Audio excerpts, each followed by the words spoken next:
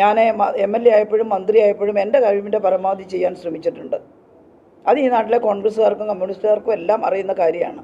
ഞാനാണ് ഏറ്റവും ശരി, എല്ലാം ചെയ്തത് ഞാനാണെന്നൊന്നും ഞാൻ പറയില്ല. പക്ഷേ ഒരു പ്രതിസന്ധി ഘട്ടത്തിൽ പതറി ഇരിക്കാതെ നിവർന്നു നിന്ന് ആ പ്രതിസന്ധിയെ നേരിടാൻ ജനങ്ങൾക്ക് വേണ്ടി ശ്രമിച്ചിട്ടുണ്ട്.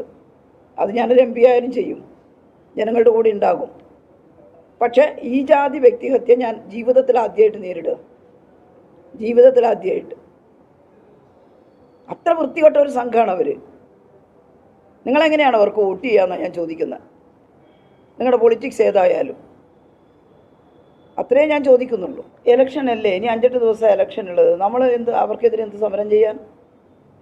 ആർക്കെതിരെ സമരം ചെയ്യാൻ? ഈ ഒരു ഗൂഢസംഘത്തിനെതിരായിട്ടോ? സമരം ചെയ്യുന്ന നമുക്കുമില്ല ഒരു അന്തസ്സ്. അവർക്കെതിരെ ഒരു സമരമോ? അവരാരാ അങ്ങനെ സമരം ചെയ്യാൻ? എനിക്ക് പറയാനുള്ളത് ജനങ്ങളോട് മാത്രമാണ്. ലോക്സഭാ തെരഞ്ഞെടുപ്പിൽ വടകര പാർലമെൻറ്റ് മണ്ഡലത്തിൽ നിന്ന് ജനവിധി തേടുന്ന ഇടതുപക്ഷ ജനാധിപത്യ മുന്നണിയുടെ സ്ഥാനാർത്ഥിയാണ് കെ ശൈലജ ടീച്ചർ. കെ ശൈലജ ടീച്ചറിനെ അറിയാത്ത മലയാളികളുണ്ട് എന്ന് എനിക്ക് തോന്നുന്നില്ല. മലയാളികൾക്കപ്പുറത്തേക്ക് ഒരു കൊച്ചു സംസ്ഥാനത്തെ ഒരാരോഗ്യ വകുപ്പ് മന്ത്രിയെ ലോകം ഇരു കൈയും നീട്ടി അംഗീകരിച്ചിട്ടുണ്ട് എങ്കിൽ അത് കെ ശൈലജ ടീച്ചറെ മാത്രമാണ്. ഇത്രയും വർഷത്തെ കേരളത്തിൻ്റെ ചരിത്രം എടുത്ത് നോക്കിക്കഴിഞ്ഞു കഴിഞ്ഞാൽ കെ ശൈലജ ടീച്ചറാണ് ആരോഗ്യവകുപ്പ് മന്ത്രി എന്ന നിലയിൽ മലയാളികളുടെ എക്കാലത്തെയും അഭിമാനമായിട്ട് മാറിയത് എന്ന് ഞാൻ പറയും. ചിലപ്പോൾ രാഷ്ട്രീയപരമായ വ്യത്യസ്ത അഭിപ്രായങ്ങളുണ്ടാകാം. കെ ശൈലജ ടീച്ചറുടെ രാഷ്ട്രീയവുമായിട്ട് വ്യത്യസ്ത അഭിപ്രായങ്ങൾ, വേറെ രാഷ്ട്രീയവുമായി മുന്നോട്ട് പോകുന്ന ആളുകളൊക്കെ ഉണ്ടാകാം. പക്ഷേ ആ വ്യക്തിയെ കൊറോണ, നിപ്പ തുടങ്ങിയ മാരകമായ രോഗങ്ങൾ നമ്മുടെ കേരളത്തിൻ്റെ പല ഭാഗങ്ങളിൽ വ്യാപിച്ച് കിടന്ന സമയത്ത് അതിനെതിരെ അത് നമ്മളെ കേരളത്തിൽ നിന്ന് മാറ്റി നിർത്താൻ അല്ലെങ്കിൽ തുടച്ചു നീക്കാൻ വേണ്ടി മുന്നിൽ നിന്ന് നയിച്ച ഒരു ആരോഗ്യമന്ത്രി എന്ന നിലയിൽ കെ ശൈലജ ടീച്ചറെ നമ്മളെല്ലാവരും അംഗീകരിച്ചതാണ്.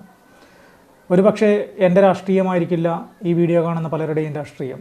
രാഷ്ട്രീയപരമായിട്ട് വ്യത്യസ്തമാണ് എങ്കിൽ പോലും വ്യക്തി എന്ന നിലയിൽ നമ്മൾ പല ആളുകളെയും അംഗീകരിക്കാറുണ്ട്. എൻ്റെ രാഷ്ട്രീയത്തിന് അതീതമായിട്ട് മറ്റ് രാഷ്ട്രീയ പാർട്ടിയിൽ പ്രവർത്തിക്കുന്ന പലരെയും നമ്മൾ ആ വ്യക്തിയിലെ നല്ല കാര്യങ്ങൾ കൊണ്ട് അവരെ അംഗീകരിക്കാറുണ്ട്, രാഷ്ട്രീയ അഭിപ്രായങ്ങൾക്കപ്പുറത്തേക്ക്. കെ ശൈലജ ടീച്ചർ കരഞ്ഞുകൊണ്ട് ഇന്നലെ നടത്തിയ ഒരു വാർത്താ സമ്മേളനമാണ്. അതിൻ്റെ ഒരു ചെറിയ പോർഷനാണ് നിങ്ങൾ കണ്ടത്. എന്താ സംഭവം എന്ന് വെച്ച് കഴിഞ്ഞാൽ, കെ ശൈലജ ടീച്ചറുടെ ഒരു പോസ്റ്റിന് താഴെ അങ്ങേയറ്റം വൃത്തിഹീനമായ പല വാക്കുകൾ അല്ലെങ്കിൽ പല കമൻറ്റുകളും വന്നതിൻ്റെ അടിസ്ഥാനത്തിൽ അതിനെതിരെ കെ ശൈലജ ടീച്ചർ വളരെ സങ്കടത്തോടു കൂടി കരഞ്ഞുകൊണ്ട് നടത്തിയ ഒരു പത്രസമ്മേളനമാണ് നിങ്ങൾ കണ്ടത്. വളരെ മോശം എന്ന് പറഞ്ഞു കഴിഞ്ഞാൽ അങ്ങേയറ്റം വൃത്തികെട്ട രീതിയിലുള്ള കമൻറ്റുകളാണ് കെ ശൈലജ ടീച്ചറുടെ ഒരു പോസ്റ്റിന് താഴെ, ഒരു പോസ്റ്റല്ല പല പോസ്റ്റുകൾക്ക് താഴെയും വരുന്നത്. ഇതൊരു കൃത്യമായിട്ടൊരു അജണ്ടയുടെ ഭാഗമാണ് എന്നും അതിന് കൃത്യമായിട്ട് ആൾക്കാരെ നിർത്തി ചെയ്യിക്കുന്നത് പോലെയാണ് എനിക്ക് ഫീൽ ചെയ്യുന്നതെന്നും ഒരു ഗൂഢസംഘമാണത് എന്നുമാണ് കെ ശൈലജ ടീച്ചർ പറയുന്നത്. ഒരു രാഷ്ട്രീയം, ഒരു തെരഞ്ഞെടുപ്പ്, ഇതിനൊക്കെ അപ്പുറത്തേക്ക് നമ്മളെല്ലാവരും മനുഷ്യന്മാരാണ്. ഈ പണ്ട് രാഷ്ട്രീയ കൊലപാതകങ്ങൾ ഉണ്ടാകുന്ന ഘട്ടങ്ങളിൽ പലരും പറയാറുണ്ട്, ഞാൻ ഒരു കണ്ണൂർ സ്വദേശിയാണ്, നിങ്ങൾ പലർക്കും അറിയായിരിക്കും. ഏറ്റവും കൂടുതൽ രാഷ്ട്രീയ കൊലപാതകങ്ങൾ നടക്കുന്ന ഒരു ജില്ല ഏതാണെന്ന് ചോദിച്ചു കഴിഞ്ഞാൽ കണ്ണൂരുകാരാണ്. പക്ഷെ പരസ്പരം അത്രത്തോളം സ്നേഹിക്കാനും അത്രത്തോളം പരസ്പരം സഹകരിച്ചും സഹായിച്ചും ജീവിക്കുന്ന മനുഷ്യരും ഒരുപക്ഷെ കൂടുതലുള്ളതും ഇതേ ജില്ലയിൽ തന്നെയാണ്.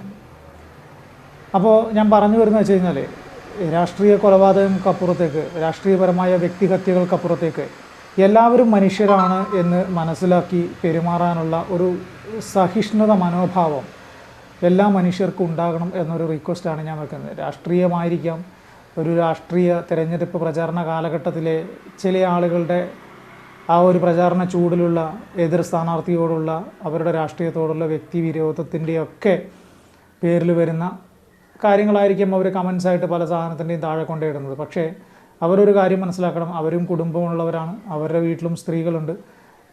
ഇപ്പോൾ ഞാൻ ഇതിൽ കമൻസ് ഇട്ട കുറച്ച് ആളുകളുടെ പ്രൊഫൈലുകൾ ഇവിടെ വെക്കുന്നുണ്ട്.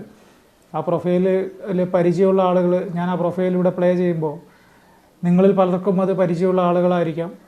അപ്പോൾ അവരുടെ കുടുംബക്കാർ ദയവായിട്ട് ക്ഷമിക്കണം. കാരണം കുടുംബത്തെ അപമാനിച്ച് ആ വീട്ടിലെ ആൾക്കാരെ പുറത്ത് കാണിക്കുന്നതല്ല, പക്ഷേ ഇങ്ങനെയുള്ള ആളുകൾ പുറത്ത് പെരുമാറുന്നത് ഇങ്ങനെയാണ് ഓരോ സ്ത്രീകളോട് അവർ പെരുമാറുന്നത് എങ്ങനെയാണ് എന്നുള്ളത് കൂടി അവരുടെ കുടുംബത്തിലുള്ളവർ കൂടി അറിയണം എന്നുള്ളത് കൊണ്ടാണ് അവരുടെ പ്രൊഫൈലിലൂടെ വെക്കണം എന്ന് തീരുമാനിച്ചത്.